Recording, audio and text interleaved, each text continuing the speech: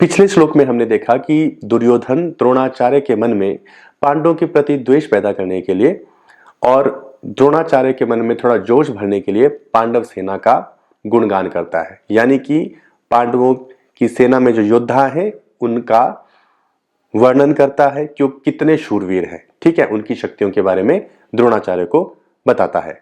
लेकिन इसके बाद दुर्योधन के मन में अब एक डाउट आ जाता है, एक संदेह पैदा हो जाता है कि कहीं पलटकर द्रोणाचार्य ये ना पूछ ले कि भाई अगर इतना ही गुणगान कर रहे हो तो फिर क्यों नहीं संधि कर लेते। या द्रोणाचार्य ये भी सोच सकते हैं कि अब तुम घबरा क्यों रहे हो, अब तो युद्ध करने आ गए। ठीक है, अगर इतना ही डर था, अगर पता है कि इतने ही ताकतवर हैं पांडव, तो फिर युद्ध कर ही क्यों रहे हो। तो ये सोचकर दुर्योधन अब अपनी सेना की विशेषताओं का बखान करने लगते हैं और वो ये श्लोक द्रोणाचार्य से कहते हैं। अस्माकं तु विशिष्टा ये तान्निबोध द्विजोतम नायका मम सैन्यस्य संज्ञार्थम ताम ब्रवीमि ते। अब हम इस श्लोक के पदों का अर्थ पहले समझ लेते हैं। तो सबसे पहले द्विजोतम। द्विजोतम का मतलब है हे द्विजोतम, मतलब यहां पर आचार्य की बात हो रही है। और एक और मैं बात आपको यहां स्पष्ट कर दूं कि हिंदी से जब हम ट्रांसलेट करते हैं किसी दूसरी लैंग्वेज में, या मान लो संस्कृत में ही, या फिर संस्कृत से जब हम हिंदी में ट्रांसलेशन करते हैं तो वो ट्रांसलेशन वर्ड टू वर्ड नहीं होती। यानी कि संस्कृत का जो पहला शब्द है, जो पहला पद है, हो सकता है वो हिंदी का आखिरी पद हो। इसलिए जब हम यहाँ ट्रांसलेशन करते हैं तो आपने इस बात का ध्यान रखना है, आपने बस पदों का अर्थ समझना है कि हिंदी में इसका क्या अर्थ है, फिर आपने खुद देखना है कि ये पद कहां पर प्रयोग किया गया है। ठीक है, क्योंकि हिंदी और संस्कृत की जो ट्रांसलेशन है उस वर्ड टू वर्ड नहीं चल सकती, उसमें फर्क होता है। ठीक वैसे ही जैसे इंग्लिश टू हिंदी में जब हम ट्रांसलेशन करते हैं तब फर्क आता है। तो चलिए इसकी व्याख्या को देखते हैं हम। तो सबसे पहले हम देखते हैं द्विजोतम। अब आप देखेंगे जो पहली लाइन है उसका जो अंतिम पद है द्विजोतम, इसका मतलब है हे आचार्य। आचार्य को द्विजोतम कहा जा रहा है। उसके बाद अस्माकम, तो अस्माकम हमारा पहला पद यहां पर आ गया है, इसका मतलब है हमारे पक्ष में। ठीक, उसके बाद है तू, तू का मतलब होता है भी, ये का मतलब है जो, और विशिष्टा, विशिष्टा मतलब जो कि मुख्य हैं, विशेष हैं। तान मतलब उन पर भी। ठीक है, और निबोध, तान निबोध आ गया। तो यहां पे क्या हुआ है, दो पदों की संधि हुई है। दो पद है तान और निबोध, तो जोड़ दिया तो बन गया तान निबोध। तो तान हो गया उन पर और निबोध हो गया ध्यान दीजिए। ठीक है, उसके बाद यहां पर आता है नायका। तो नायक का मतलब है नायक ही है, नायका का मतलब मम मेरी और सैन्यस्य सेना। संज्ञार्थम का मतलब हो गया एक रेफरेंस देना या संकेत करना। और उसके बाद है तान और ब्रवीमी, तो संधि हो गई तो ये बन गया ताम्ब्रवीमी। ठीक है, इसका मतलब हो गया तान का मतलब उनको और ब्रवीमी का मतलब कहता हूं। ठीक है, और ते मतलब आपको। तो ये इन पदों का पहले तो अर्थ हो गया। अब हम इन पदों की व्याख्या को देखते हैं। तो सबसे पहले हम देखते हैं, पहली लाइन हमारी है अस्माकम तु विशिष्टा ये तान्निबोध द्विजोतम।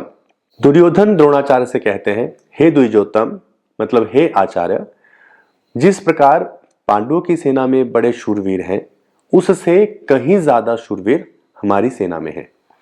ऐसा नहीं है कि मैंने पांडवों की सेना का गुणगान किया इसका मतलब कि हमारे पास सैनिकों की कमी है।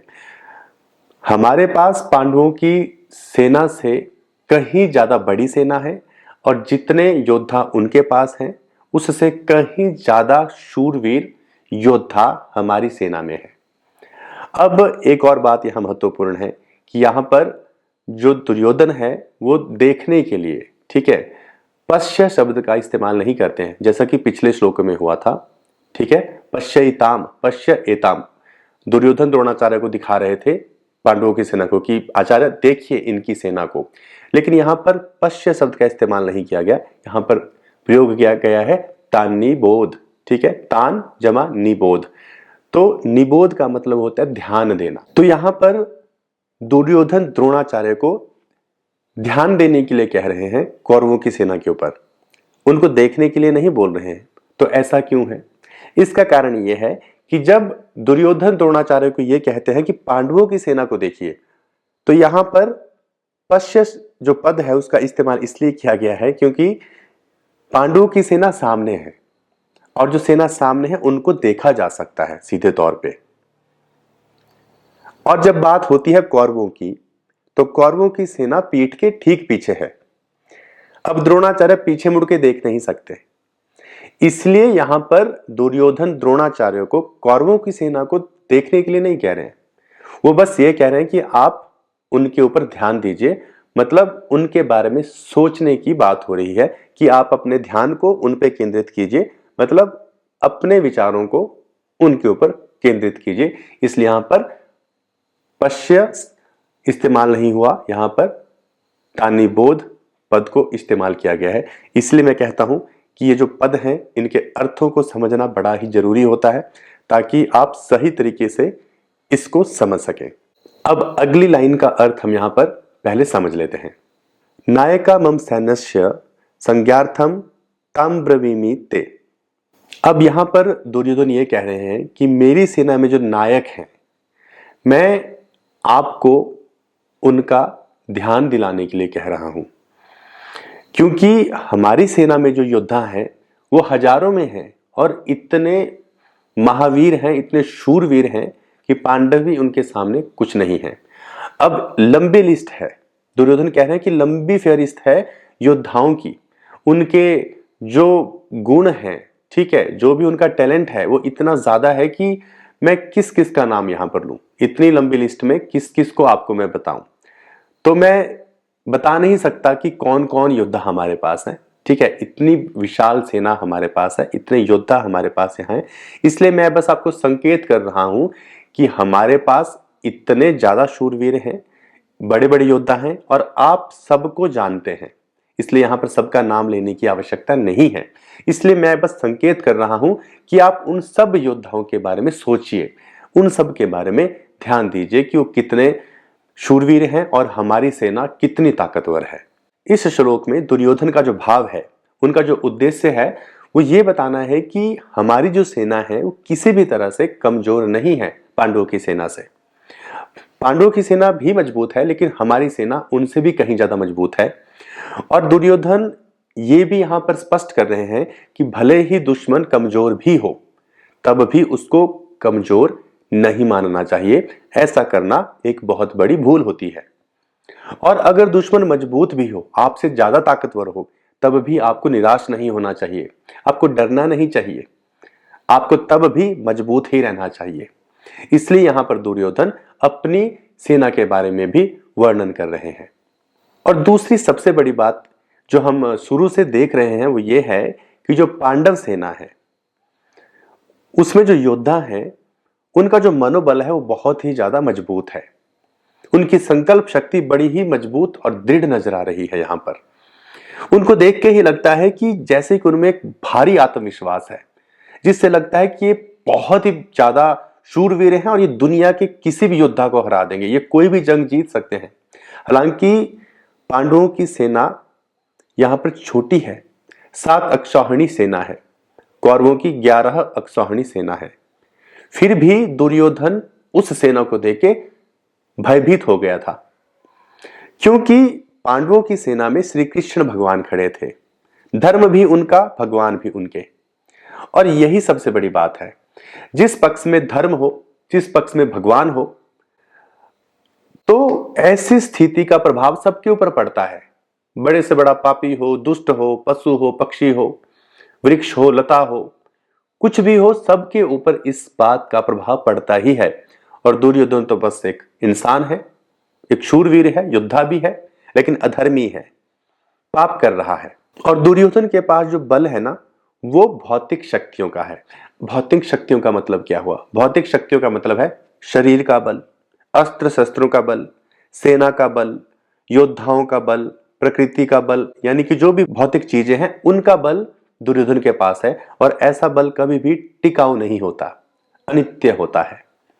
और दूसरी तरफ पांडवों के पास धर्म का बल है, और धर्म ईश्वर का ही रूप है, यानी कि वो नित्य है। और उनके साथ तो भगवान खड़े हैं और भगवान भी नित्य हैं। तो नित्य के सामने अनित्य नहीं टिक सकता है और इसी बात से दुर्योधन भारी परेशान है। अब आप स्थिति को समझिए जरा। युद्ध के मैदान में पांडव एक मत से खड़े हैं, एक ही सोच है सबकी, अधर्म के खिलाफ लड़ाई लड़नी है। और युद्ध के क्षेत्र में पांडव, अर्जुन है, भीम है, युधिष्ठिर है, नकुल है, सहदेव हैं। और सबसे बड़ी बात, अर्जुन के रथ पे श्री कृष्ण बैठे हैं। सोचिए जरा उस दृश्य को कि पीछे दुनिया के सर्वश्रेष्ठ धनुर्धर अर्जुन खड़े हो और रथ के ऊपर भगवान श्री कृष्ण बैठे हो। तो सोचिए वो दृश्य क्या होगा। इस नजारे को देखकर तो बड़े बड़े लोग डर जाएंगे, बड़े से बड़ा शूरवीर भयभीत हो जाएगा।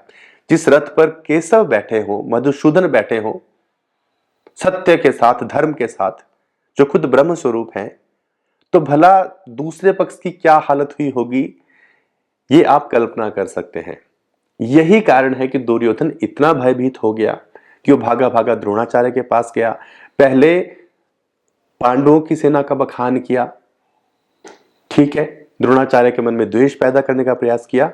और उसके बाद जब दुर्योधन को लगा कि कहीं ऐसा ना हो जाए कि यहां पर तो अपनी ही कमजोरियों का गुणगान होने लगा है, तो फिर वो अपनी सेना की विशेषताओं का वर्णन करना शुरू करते हैं। और इस श्लोक से आगे भी वो अपनी सेना के योद्धाओं के बारे में द्रोणाचार्य से बात करते हैं। तो इस श्लोक में यही सब था। उम्मीद करता हूं कि आपको यह श्लोक अब अच्छे से समझ आ गया होगा। अब हम मिलते हैं अगले वीडियो में अगले श्लोक के साथ।